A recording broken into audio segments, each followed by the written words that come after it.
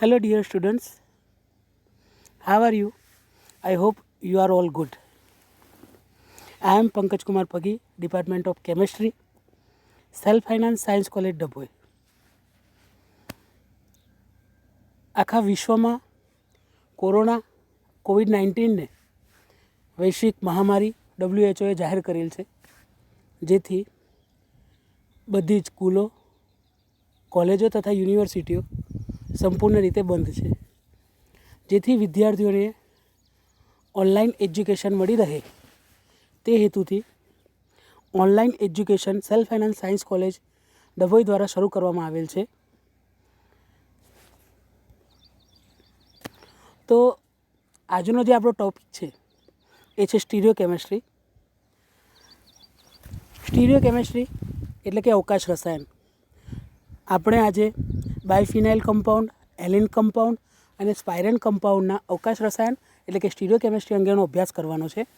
Stereo chemistry આ શબ્દ કદાચ આપણા માટે થોડો નવો છે, પણ સ્ટીરિયો એટલે કે અવકાશ અને અવકાશ અંગેના સબસ્ટન્સ કેવી રીતે અભ્યાસ કરવો એ અંગેનો આપણે આ લેક્ચરમાં અભ્યાસ કરીશું.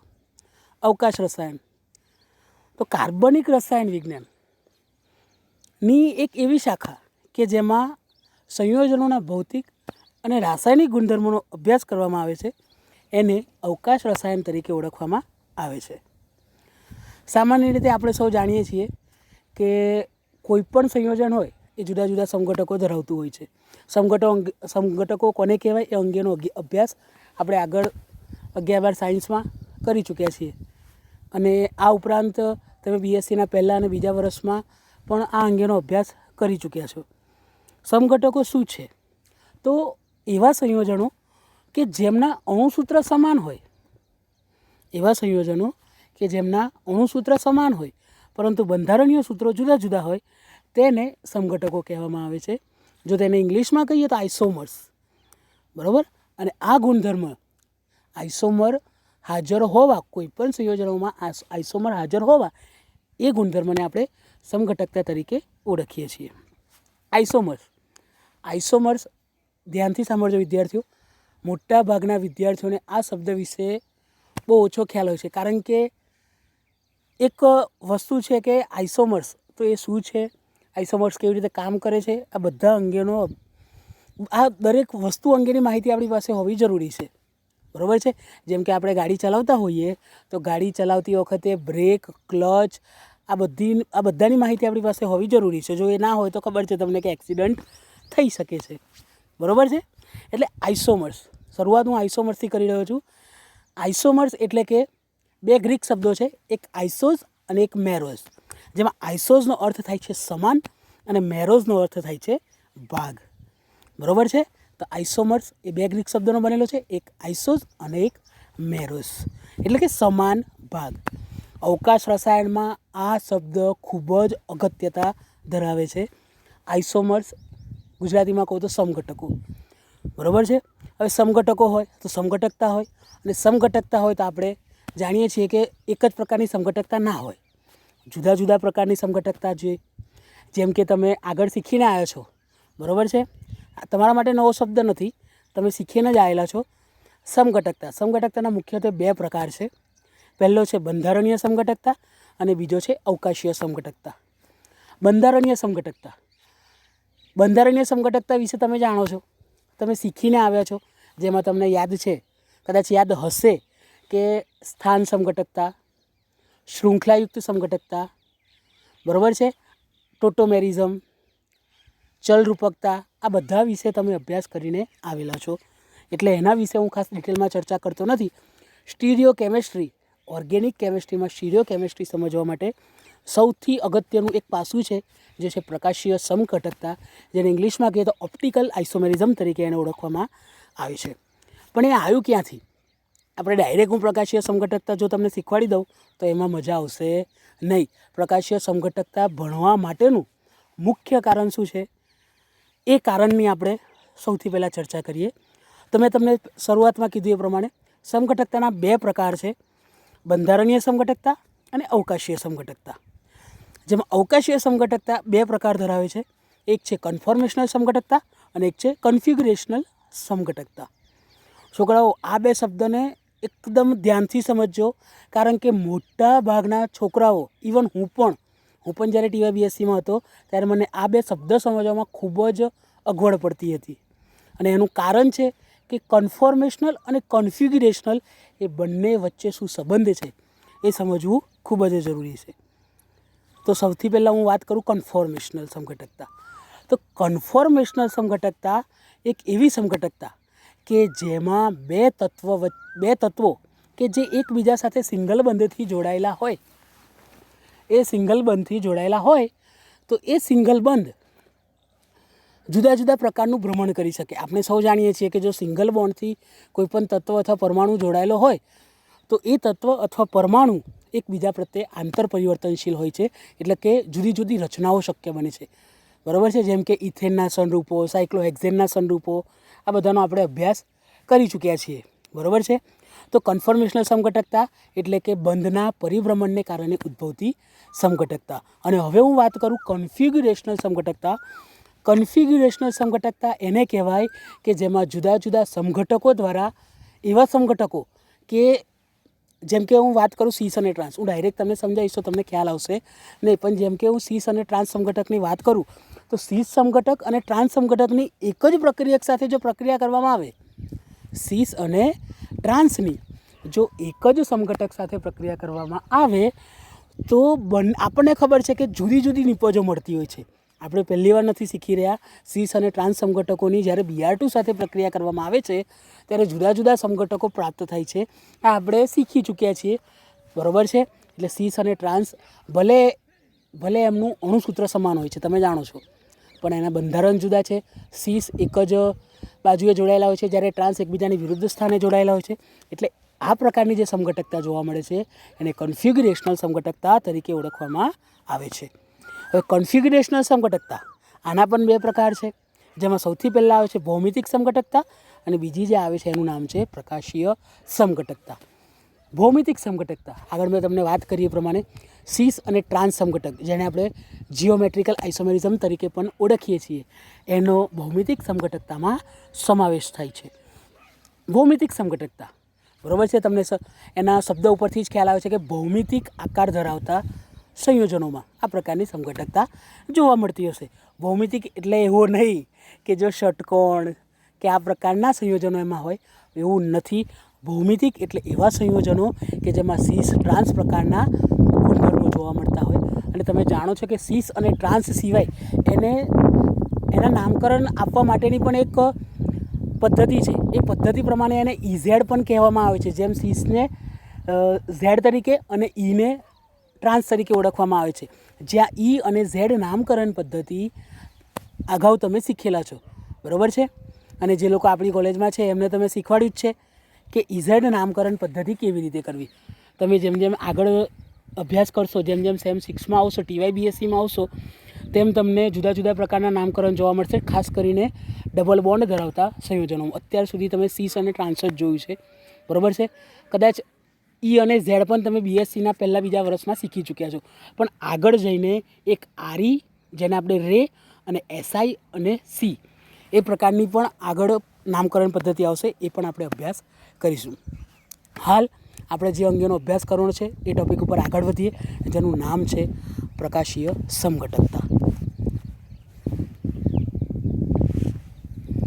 પ્રકાશીય સમઘટકતા ઇંગ્લિશમાં કહીએ તો ઓપ્ટિકલ આઇસોમેરિઝમ. બરાબર છે? જો હું તમને પહેલાં જ કહી દઉં છોકરાઓ, પ્રકાશીય સમઘટકતા, બરાબર છે, તમને એ સમઘટકતાના શબ્દ ઉપર જ ખ્યાલ આવે છે કે પ્રકાશીય સમઘટકતા એટલે કે આમાં પ્રકાશનું કંઈ પણ ભાગ હશે. બરાબર છે? હવે પ્રકાશીય સમઘટક તો જે સમઘટકો ધ્રુવીભૂત પ્રકાશનું, હવે ધ્રુવીભૂત પ્રકાશ એટલે હું તમને આ ગુજરાતી વર્ડ છે પણ એનો ઇંગ્લિશ વર્ડ પણ આપણે યાદ રાખવાનો છે, જેને પ્લેન પોલરાઇઝ લાઇટ તરીકે ઓળખવામાં આવે છે. એટલે કે જે સમઘટકો ધ્રુવીભૂત પ્રકાશનું કોનાવર્તન કરી શકે. બરાબર છે? યા લેફ્ટ યા તો રાઈટ. બરાબર? ક્લોકવાઇઝ યા એન્ટી ક્લોકવાઇઝ, કોઈ પણ દિશામાં જો ધ્રુવીભૂત પ્રકાશ એટલે કે પ્લેન પોલરાઇઝ લાઇટનું જો કોનાવર્તન કરવાની ક્ષમતા ધરાવતા હોય તો એવા સમઘટકોને પ્રકાશીય સમઘટકો તરીકે ઓળખવામાં આવે છે. બરાબર છે. હવે મેં તમને અગાઉ કીધું એ પ્રમાણે એ કાં તો રાઈટ કાં તો લેફ્ટ દિશામાં, તો લેફ્ટ યા રાઈટ કાં તો એન્ટી ક્લોકવાઇઝ કાં તો ક્લોકવાઇઝ દિશામાં જે પ્રકાશનું કોણાવર્તન કરી શકે એવા સમઘટકોને પ્રકાશીય સમઘટકો ઓપ્ટિકલ આઇસોમર્સ તરીકે ઓળખવામાં આવે છે. અને આ ગુણધર્મ જે છે એને ઓપ્ટિકલ આઇસોમેરિઝમ તરીકે ઓળખવામાં આવે છે. જો છોકરાઓ, એવું જરૂરી નથી કે મેં તમને કીધું કાં તો ક્લોકવાઇઝ કાં તો એન્ટી ક્લોકવાઇઝ એટલે આપણે સ્વીકારી લેવું કે ભાઈ એક જ દિશામાં એટલે કે બંને વિરોધી દિશા હશે, એવું જરૂરી નથી. કેટલીક વાર એની દિશા એક જ હશે એટલે કે એક જ દિશા હશે પણ એની માત્રા જુદી જુદી હશે. માત્રાનો સવાલ મતલબ કોઈ કદાચ 20 ડિગ્રી હશે તો કોઈ 35 ડિગ્રી હોઈ શકે છે. ખ્યાલ આવે છે હું શું કહેવા માગું છું? એટલે કે દિશા ભલે સમાન હોય પરંતુ એની માત્રા જુદી જુદી હોય છે. બરાબર છે. અને આ પ્રકારની સમઘટકતામાં સૌથી જે અગત્યનો પાર્ટ છે એ છે પ્રકાશ ક્રિયાશીલતા.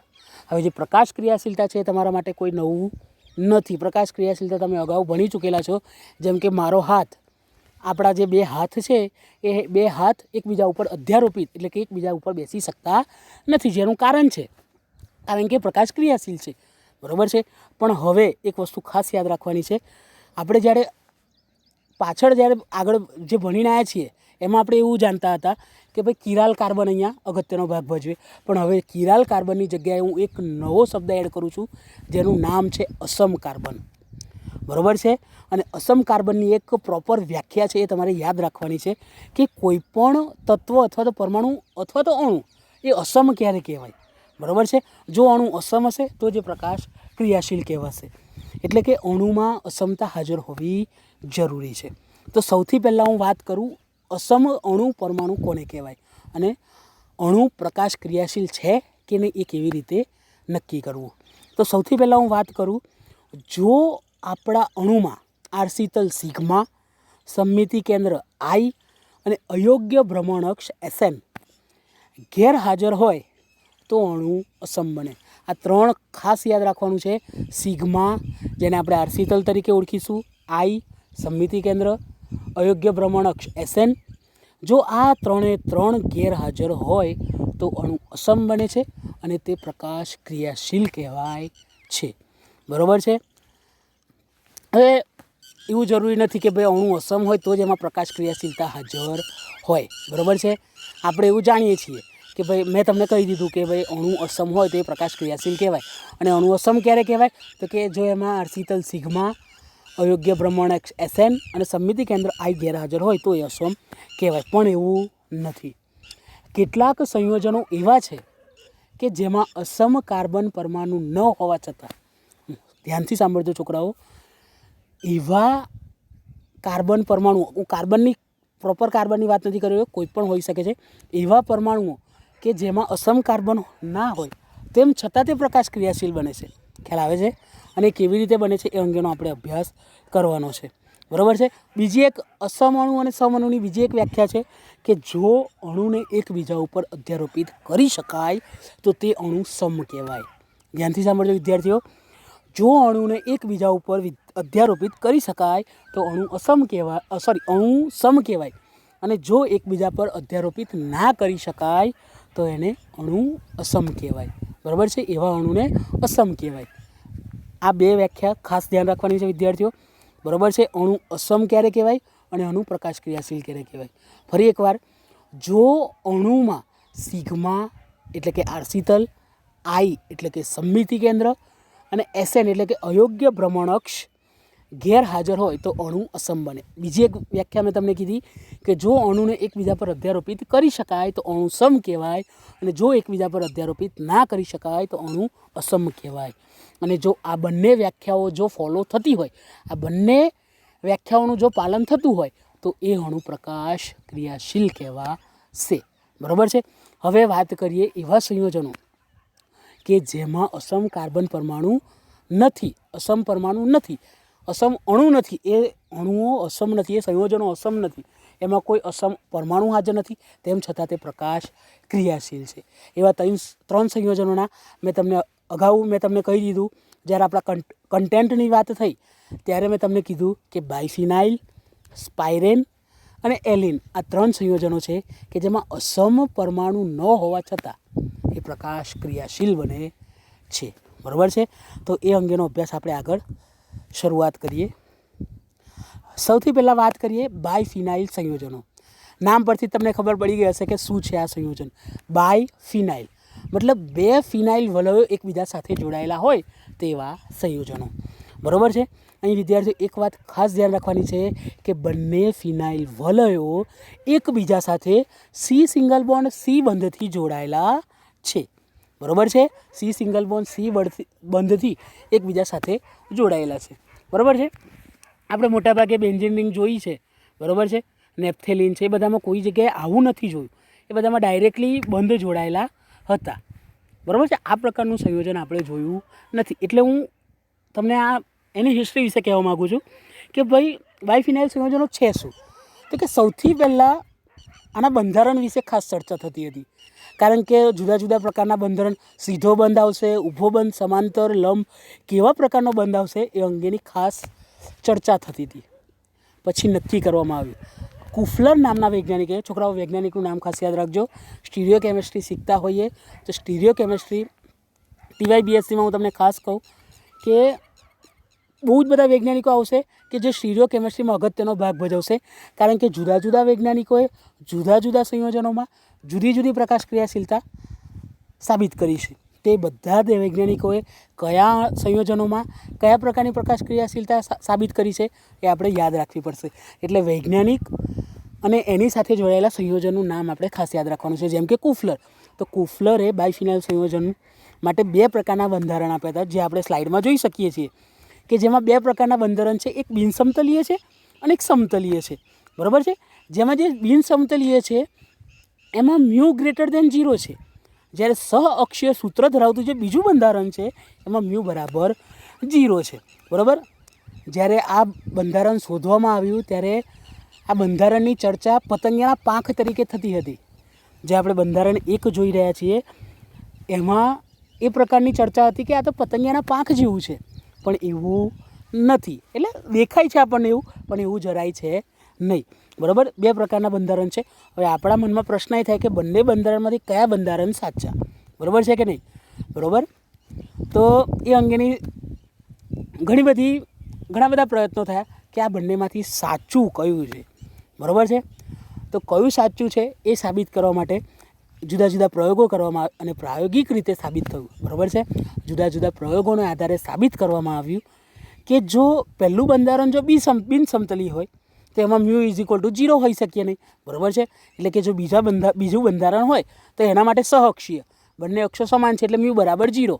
બરાબર છે. એટલે એમાં મ્યુ બરાબર 0 બરાબર છે, પણ ત્યાં મ્યુ ગ્રેટર દેન 0 અથવા તો મ્યુ = 0 હોઈ જ શકે નહીં. બરાબર છે. જો એવું હોય, જો મ્યુ ગ્રેટર દેન 0 અથવા તો મ્યુ = 0 હોય તો તે તો બિનધ્રુવીય બની જાય. અને બિનધ્રુવીય અણુઓમાં કોઈ દિવસે પ્રકાશ ક્રિયાશીલતા હાજર હોય નહીં, એ આપણે જાણીએ છીએ. બરાબર છે. આથી બંધારણ 1 સ્વીકાર્ય બન્યું નહીં અને બંધારણ 2 સ્વીકાર્ય બન્યું. એટલે આપણે બાયફિનાઇલ સંયોજનો માટે બીજા પ્રકારનું બંધારણ, બરાબર છે, એ યાદ રાખીશું. બરાબર છે. હવે વાત કરીએ આના બંધ વિશે. મેં તમને શરૂઆતમાં જ કીધું કે 2 ફિનાઇલ વલયો એકબીજા સાથે સી સિંગલ બોન્ડ સી બોન્ડથી, બરાબર, A C single bond C બંધથી જોડાયેલા છે.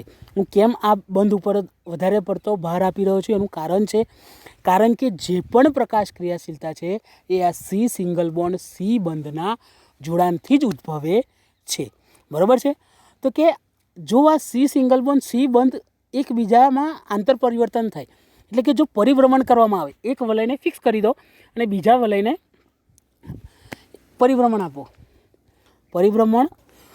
જો પરિભ્રમણ આપવામાં આવે તો આ મુક્ત પરિભ્રમણ, અને ખાસ એક શબ્દ ખાસ યાદ રાખજો વિદ્યાર્થીઓ, મુક્ત પરિભ્રમણ.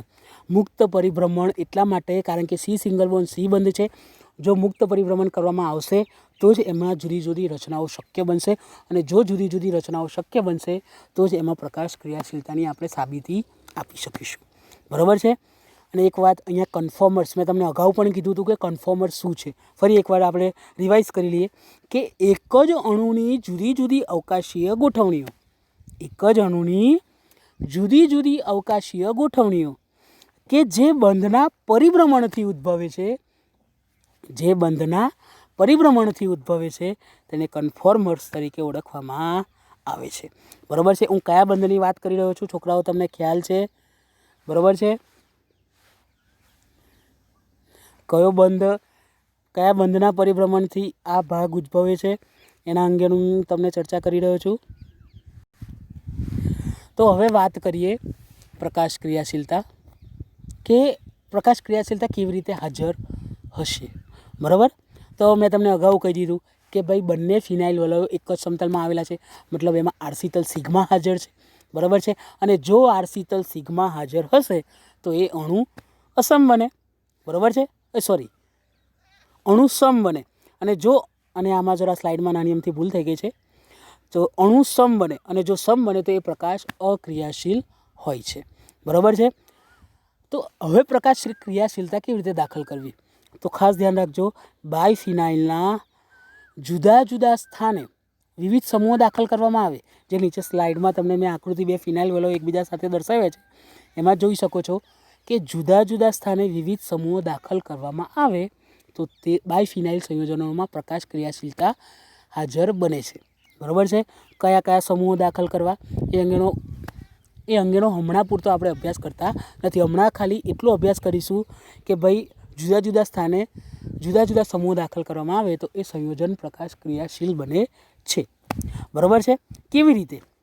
તો મેં તમને કીધું અગાઉ કે સી સિંગલ બોન્ડ સી બંધના પરિભ્રમણથી, સી સિંગલ બોન્ડ સી બંધનું જો પરિભ્રમણ કરવામાં આવે તો શું થશે, તો કે જ્યારે બંને ફિનાઇલ વલયો એકબીજાને લંબ ગોઠવાશે. કેવા? લંબ. જ્યારે બંને ફિનાઇલ વલયો એકબીજાને લંબ ગોઠવાશે ત્યારે આ સંયોજનોમાં આરસીતલ સિગ્મા, સમમિતિ કેન્દ્ર આઈ અને અયોગ્ય ભ્રમણઅક્ષ એસએન ગેરહાજર બને છે. અને જો આ ત્રણેય સિમેટ્રી જો ગેરહાજર હોય તો આપણે જાણીએ છીએ કે અણુ અસમ બનશે, અને અણુ અસમ બનશે તે પ્રકાશ ક્રિયાશીલ કહેવાશે. બરાબર છે. ઉપર તમે આકૃતિમાં જોઈ શકો છો, વચ્ચે મેં અરીસો મૂક્યો છે. બરાબર છે. અરીસો મૂક્યો છે. જુદા જુદા સ્થાને પી અને ક્યુ બે જુદા જુદા સમૂહો દાખલ કર્યા છે. એક વાત અહીંયા ખાસ ધ્યાન રાખવાની છે, પી અને ક્યુ એકબીજાથી બિલકુલ જુદા છે. બરાબર છે. P is not equal to Q છે હમણાં પૂરતું. બરાબર. આગળ વધીએ. મેં તમને વાત કરી કે કયા કયા સમૂહો દાખલ કરી શકાય. બરાબર છે. તો કે જો પી અને ક્યુના સ્થાને, ધ્યાનથી સાંભળજો વિદ્યાર્થીઓ, જો પી અને ક્યુના સ્થાને NO2 નાઇટ્રો સમૂહ, SO3H સલ્ફોનિક સમૂહ, COOH કાર્બોક્સિલિક સમૂહ, COOR એસ્ટર સમૂહ વગેરે જેવા સમૂહો દાખલ કરવામાં આવે. બરાબર છે. હવે આપણે જાણીએ છીએ કે આ બધા સમૂહોમાં અવકાશી અવરોધ વધારે છે. હવે અવકાશી અવરોધ તમે અગાઉ ભણી ચૂકેલા છો એટલે એના વિશેની ચર્ચા હું ખાસ કરતો નથી. અવકાશી અવરોધ અને આ અવકાશીય અવરોધ વધવાને કારણે બંને ફિનાઇલ વલયો એકબીજાને લંબ ગોઠવાય છે, એકબીજાને કાટખૂણે ગોઠવાય છે. બરાબર છે. અને કાટખૂણે ગોઠવાશે, મેં તમને કીધું એ પ્રમાણે, જો એકબીજાને લંબ ગોઠવાશે તો જ એમાં સિગ્મા, આઈ અને એસએન ગેરહાજર બનશે, જેથી અણુ અસમ બનશે અને તે પ્રકાશ ક્રિયાશીલતાનો ગુણ ધરાવશે. નેક્સ્ટ પોઈન્ટ તરફ આગળ વધીએ વિદ્યાર્થીઓ.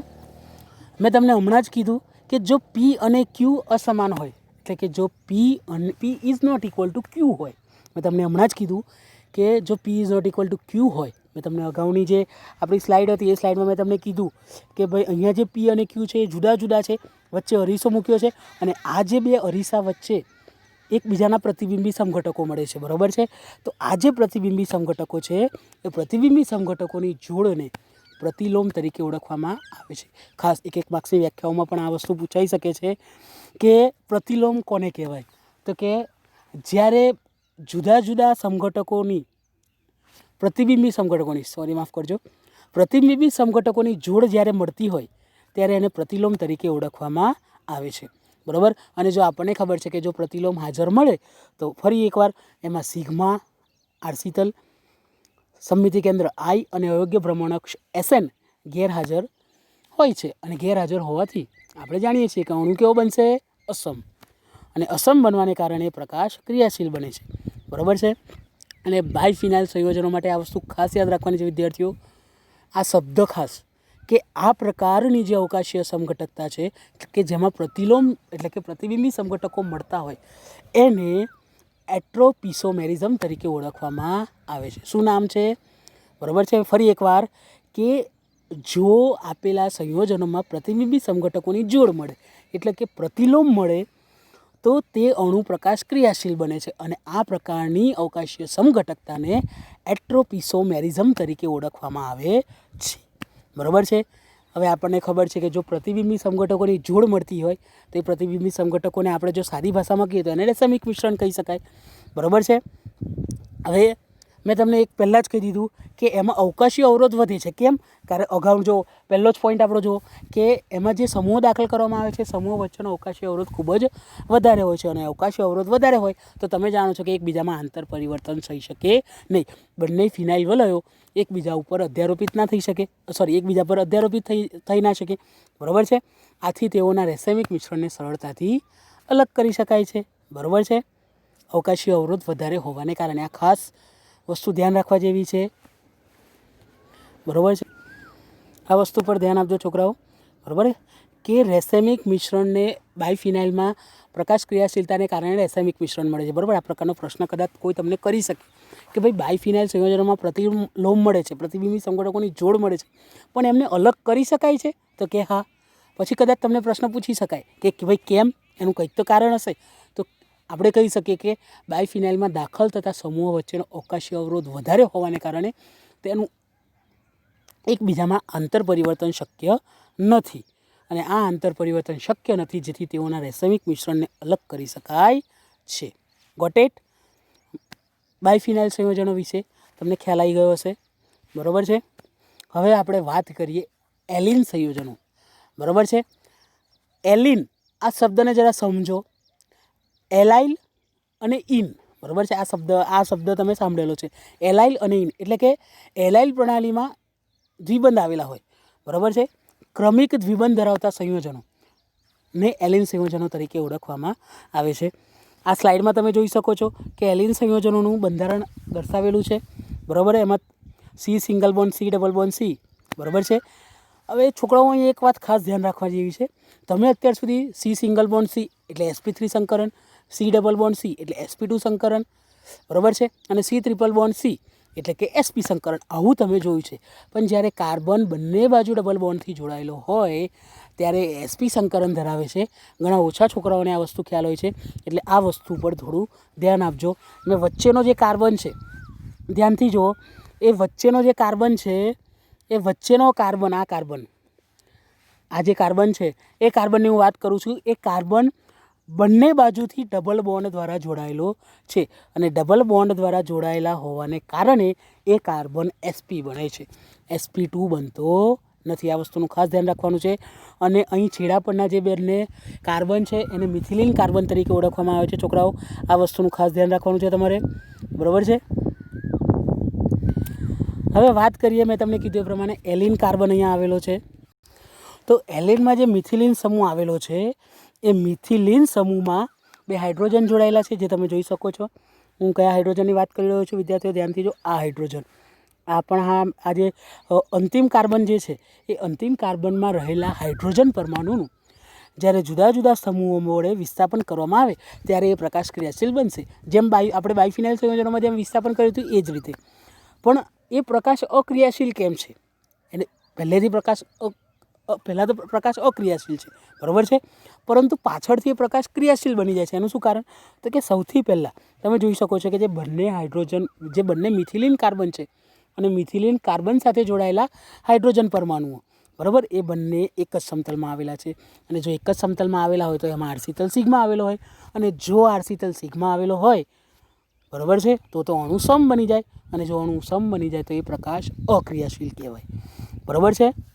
એટલે પ્રકાશ ક્રિયાશીલતા સાબિત કરવા માટે આપણે એલિનમાં છેડા પર જે મિથિલિન કાર્બન રહેલો છે એ મિથિલિન કાર્બન પર રહેલા હાઇડ્રોજનનું વિસ્થાપન કરવામાં આવે. બરાબર છે. એ વિસ્થાપન કરવામાં આવે ત્યારે તે પ્રકાશ ક્રિયાશીલ બને છે. બરાબર છે. હવે વાત કરીએ પ્રકાશ ક્રિયાશીલતા. બરાબર છે. મેં ઉપર બે આકૃતિ દર્શાવેલી છે અને વચ્ચે અરીસો મૂકેલો છે. અરીસામાં તમે ધ્યાનથી જુઓ, એ બંને સમઘટકોની એકબીજાથી વિરોધી, બરાબર છે, વિરોધી એટલે કે તમે જેમ અરીસામાં હાથ મૂકો તો કેવો હાથ સામે હાથ હોય છે, એ પ્રકારની આપણને જુદી જુદી પ્રતિબિંબી સમઘટકો મળી રહ્યા છે, બરાબર છે. હવે આ સમઘટકોનું તમે પ્રતિબિંબી સમઘટકો મળે અને જો સમઘટકો હાજર હોય તો એમાં સિગ્મા આઈ અને એસએલ, બરાબર છે, એ ગેરહાજર બને છે. અને જો ગેરહાજર બને તો એ પ્રકાશ ક્રિયાશીલ કહેવાય છે. ખ્યાલ આવી ગયો? અને આ પ્રકારના સંયોજનમાં કેવી રીતે પ્રતિબિંબી સમઘટકોની જોડ મળે છે એ તમે જોઈ શકો છો. અને મેં તમને અગાઉ કીધું કે જો પ્રતિબિંબી સમઘટકોની જોડ મળતી હોય તો એને પ્રતિલોમ તરીકે ઓળખવામાં આવે છે, બરાબર છે. હવે તમે આ વસ્તુનું જરા ધ્યાન રાખજો કે અહીંયા જે સી અને ડી જે જોડાયેલા છે એમાં જે ડાર્કર જે કર્યું છે, બરાબર છે, જે ડાર્કર છે એને આપણે અબોધ પ્લેન તરીકે ઓળખીએ, એટલે કે સમતલની ઉપર, અને જે ડોટેડ લાઇન વડે દર્શાવેલું છે એને આપણે બિલો ધ લાઇન, બરાબર છે, એટલે કે બિલો ધ પ્લેન એટલે કે સમતલની નીચે, એ રીતે આપણે જાણીએ છીએ, બરાબર છે. ફરી એકવાર કે એલિન સંયોજનોમાં જ્યારે જુદા જુદા સમૂહો વડે વિસ્થાપન કરવામાં આવે છે ત્યારે પ્રતિબિંબી સમઘટકોની જોડ મળે છે, જેને આપણે પ્રતિલોમ કહીએ છીએ. અને પ્રતિલોમ હાજર મળે તો એમાં સિગ્મા આઈ અને એસએન ગેરહાજર મળે. અને જો આ ત્રણેય સિમેટ્રી જો ગેરહાજર હોય તો એ અણુ કેવો બનશે? અસમ બનશે. જો અણુ અસમ બને તો તે પ્રકાશ ક્રિયાશીલ કહેવાશે, બરાબર છે. ખ્યાલ આવી ગયો હશે મારા ખ્યાલથી બધાને. અને હવે વાત કરીએ આપણે સ્પાઇરેન સંયોજનો, બરાબર છે. ખૂબ જ અગત્યના સંયોજનો છે, બરાબર છે. તો કે એવા સંયોજનો કે જેમાં બે ચક્રીય રચનાઓ વચ્ચે, ધ્યાનથી સાંભળજો વિદ્યાર્થીઓ, એવા સંયોજનો કે જેમાં બે ચક્રીય રચનાઓ વચ્ચે carbon, nitrogen, oxygen, phosphorus, sulphur વગેરે જેવા પરમાણુઓ આવેલા હોય તો તેમને સ્પાઇરેન સંયોજનો તરીકે ઓળખવામાં આવે છે. અને એક વાત ખાસ ધ્યાન રાખવાની છે વિદ્યાર્થીઓ કે અહીં બે ચક્રો વચ્ચે, મેં તમને કીધું કે બે ચક્રો વચ્ચે કાર્બન, નાઇટ્રોજન, ઓક્સિજન, ફોસ્ફરસ અને સલ્ફર આ જે પરમાણુઓ આવેલા હોય છે, આ પરમાણુઓને સ્પાઇરો પરમાણુઓ તરીકે ઓળખવામાં આવે છે. ખાસ વિદ્યાર્થીઓ એક માર્ક્સની વ્યાખ્યામાં પૂછાઈ શકે કે સ્પાઇરો પરમાણુઓ કોને કહેવાય? તો કે કાર્બન, નાઇટ્રોજન, ઓક્સિજન, ફોસ્ફરસ અને સલ્ફર જેવા પરમાણુઓ કે જે બે ચક્રોની વચ્ચે આવેલા હોય છે તેને સ્પાઇરો પરમાણુઓ તરીકે ઓળખવામાં આવે છે. નીચે મેં બે ઉદાહરણ તરીકે દર્શાવ્યા છે: સ્પાઇરો 2,2 પેન્ટેન એન્ડ સ્પાઇરો 3,3 હેપ્ટેન, બરાબર છે. છોકરાઓ, કદાચ તમને નામમાં થોડું કન્ફ્યુઝન અહીંયા થતું હશે, પણ એ કન્ફ્યુઝનને હું જરા દૂર કરી દઉં. એ કન્ફ્યુઝનનું કારણ હું તમને કહી દઉં કે જ્યારે સ્પાઇરેન સંયોજનોનું નામકરણ કરવામાં આવે છે, બરાબર છે, તો સ્પાઇરેન સંયોજનોમાં જે મધ્યસ્થ કાર્બન પરમાણુ છે, મધ્યસ્થ કાર્બન પરમાણુની સાથે બીજા કેટલા કાર્બન જોડાયેલા છે એને આધારે આનું નામકરણ કરવામાં આવે છે, બરાબર છે. અહીંયા ડાબી બાજુ બે કાર્બન જોડાયેલા છે, આ બે કાર્બન છે, આ પણ બે કાર્બન છે, એટલે સ્પાઇરો તો સૌથી પહેલાં લાગશે. સ્પાઇરો 2,2 પેન્ટેન, ટોટલ 5 કાર્બન છે એટલે અહીંયા લાસ્ટમાં પેન્ટેન લગાડીશું, બરાબર. સૌથી પહેલાં સ્પાઇરો આપેલા મધ્યસ્થ કાર્બન પરમાણુ સાથે જે કેટલા કાર્બન જોડાયેલા છે એ જુઓ, તો આ કાર્બન સાથે આ એક અને આ બે કાર્બન પરમાણુઓ જોડાયેલા છે એટલે 2. આ કાર્બન સાથે એક અને બે એટલે બે કાર્બન પરમાણુ એટલે 2, એટલે કે સ્પાઇરો 2,2 પેન્ટેન, બરાબર છે. એ જ રીતે આ બાજુ તમે જોઈ શકો છો કે આ બાજુના મધ્યસ્થ કાર્બન પરમાણુ સાથે 3 કાર્બન જોડાયેલા છે અને આ બાજુના મધ્યસ્થ કાર્બન પરમાણુ સાથે 3 કાર્બન જોડાયેલા છે, બરાબર છે, એટલે કે સ્પાઇરો 3,3 હેપ્ટેન. ટોટલ 7 કાર્બન છે એટલે એને સ્પાઇરો 3,3 હેપ્ટેન તરીકે ઓળખવામાં આવે છે. ખ્યાલ આવી ગયો? બરાબર છે. એટલે આ હતા સ્પાઇરેન સંયોજનો, બરાબર છે.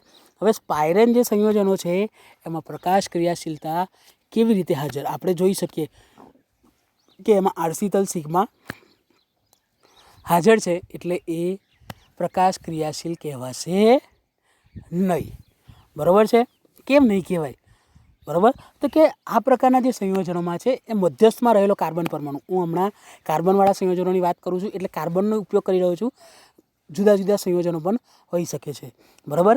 તો કે આ પ્રકારના સંયોજનોમાં મધ્યમાં રહેલો કાર્બન પરમાણુ જે sp3 સંકરણ ધરાવે છે, બરાબર છે. અને આપણે જાણીએ છીએ કે જો sp3 સંકરણ ધરાવતો હોય તો બધા જ જે આજુબાજુ જે પણ જોડાયેલો હોય બધા એક જ સમતલમાં આવેલા હોય, બરાબર, કારણ કે sp3 સંકરણથી જોડાયેલા છે, બરાબર છે. અને જો એક જ સમતલમાં આવેલા હોય તો એમાં આરસીતલ સિગ્મા તો હાજર હોવાનો જ છે, અને જો આરસીતલ સિગ્મા હાજર હશે તો એ અણુઓને એકબીજા પર અધ્યારોપિત કરી ના શકાય, બરાબર છે. એટલે એ પ્રકાશ અક્રિયાશીલ કહેવાશે, બરાબર છે. જો આરસીતલ આપણે જાણીએ છીએ, મેં તમને અગાઉ કીધું કે આરસીતલ સિગ્મા હાજર હોય તો અણુ સમ બને, અને સમ બને આપણે તો અણુ અસમ બનવો જોઈએ, અહીંયા અણુ સમ બને છે, એટલે પ્રકાશ અક્રિયાશીલ કહેવાશે, બરાબર છે. પરંતુ સ્પાઇરલ સંયોજનોમાં આપણે જોયું, બરાબર છે, શું જોયું કે અહીંયા જે અંતિમ કાર્બન પરમાણુઓ છે, બરાબર છે, હું અંતિમ કાર્બન પરમાણુ ફરી એકવાર તમને બતાવી દઉં કે આ જે અંતિમ કાર્બન પરમાણુઓ છેડા પર રહેલા જે કાર્બન પરમાણુઓ સાથે છે એની સાથે જોડાયેલા હાઇડ્રોજનનું જ્યારે જુદા જુદા સમૂહો વડે વિસ્થાપન કરવામાં આવે છે, બરાબર છે. અને જો આપણે જાણીએ છીએ કે જો જુદા જુદા સમૂહો વડે વિસ્થાપન કરીશું તો એમાં સિગ્મા આઈ અને એસએન ગેરહાજર બનશે, અને જો સિગ્મા આઈ અને એસએન ગેરહાજર હશે તો અણુ કેવો બનશે? અસમ બનશે, અને જો અણુ અસમ બનશે તો એ કેવો થશે? પ્રકાશ ક્રિયાશીલ થશે, બરાબર છે. તો આ ત્રણેય સંયોજનોમાં આપણે એક વાત તો નોટિસ કરી કે સંયોજન પ્રકાશ ક્રિયાશીલ બનવા માટે સિગ્મા આઈ અને એસએન ગેરહાજર હોવું જરૂરી છે, બરાબર છે. તો આપણે આને બ્રહ્માસ્ત્ર તરીકે યાદ રાખીશું, બરાબર છે. જેમ અર્જુન બ્રહ્માસ્ત્રને કોઈ દિવસ ભૂલ્યો નથી, બરાબર છે. આટલા મોટા મહાભારતના યુદ્ધમાં જો અર્જુનને બ્રહ્માસ્ત્ર કામ લાગ્યું હોય તો આપણને આ બ્રહ્માસ્ત્ર કેમ કામ ના લાગે? સ્ટીરિયો કેમિસ્ટ્રી પૂરતું ખ્યાલ આવે છે, બરાબર, પાર્ટ ઓફ અ જોક. તો આગળ વાત કરીએ તો ખાસ યાદ રાખવાનું છે કે જો આપેલા સંયોજનોમાં સિગ્મા આઈ અને એસએન ગેરહાજર હોય તો અણુ અસમ બનશે, અને તો તે પ્રકાશ ક્રિયાશીલતા, બરાબર છે. કેવી રીતે પ્રકાશ ક્રિયાશીલતા હાજર હશે એ તમે જોઈ શકો છો. નીચે મેં બે બંધારણ દર્શાવેલા છે, બંધારણમાં તમે જોઈ શકો છો વચ્ચે અરીસો મૂક્યો છે અને આજુબાજુ બે સ્પાઇરલ સંયોજનો દર્શાવ્યા છે. એમાં એ, બી, સી અને ડી 4 જુદા જુદા સમૂહો મેં દાખલ કર્યા છે, અને જોઈ શકો છો કે એ સમૂહો દાખલ કરતાની સાથે જ પ્રતિબિંબી સમઘટકોની જોડ મળે છે. અને જો પ્રતિબિંબી સમઘટકોની જોડ મળતી હોય તો આપણે જાણીએ છીએ કે જો પ્રતિબિંબી સમઘટકોની જોડ મળે તો એ પ્રકાશ ક્રિયાશીલ કહેવાય, બરાબર છે. અહીંયા જો એક એ બરાબર COOH, અહીંયા એક ખાલી ઉદાહરણ લીધું છે કે ભાઈ કેવી રીતે, તમને કદાચ મનમાં પ્રશ્ન થાય કે એ, બી, સી અને ડી શું હોઈ શકે, બરાબર છે. પણ જો એ બરાબર COOH અને બી બરાબર H લેવામાં આવે, બરાબર છે, એ જ રીતે સી બરાબર COOH અને બી બરાબર ડી બરાબર H લેવામાં આવે તો આપણને જે સંયોજન મળે છે એ સંયોજન છે સ્પાયરો 3,3 હેપ્ટેન 2,5 ડાયકાર્બોક્સિલિક એસિડ, બરાબર છે. તો આ જે સંયોજન છે એ પ્રકાશ ક્રિયાશીલતાનો ગુણધર્મ ધરાવે છે. હવે કેમ એ હું તમને અગાઉ શીખવાડી ચૂક્યો, કારણ કે જોયું આપણે કે સ્પાઇરલ સંયોજનોમાં અંતિમ કાર્બન પર રહેલા હાઇડ્રોજન પરમાણુનું જુદા જુદા સમૂહો વડે જો વિસ્થાપન કરવામાં આવે તો એ પ્રકાશ ક્રિયાશીલતાનો ગુણધર્મ ધરાવે છે. કેમ? તો કે એમાં સિગ્મા આઈ અને એસએન ગેરહાજર હોય છે, જેથી અણુ અસમ બને છે, અને તે પ્રકાશ ક્રિયાશીલતાનો ગુણધર્મ ધરાવે છે, બરાબર. Thank you so much two watch my video. Keep learning, stay home and stay safe, બરાબર. COVID-19ની મહામારીને આપણે સૌ એક જ હથિયારથી હરાવી શકીશું. Stay home, stay safe. Thank you so much.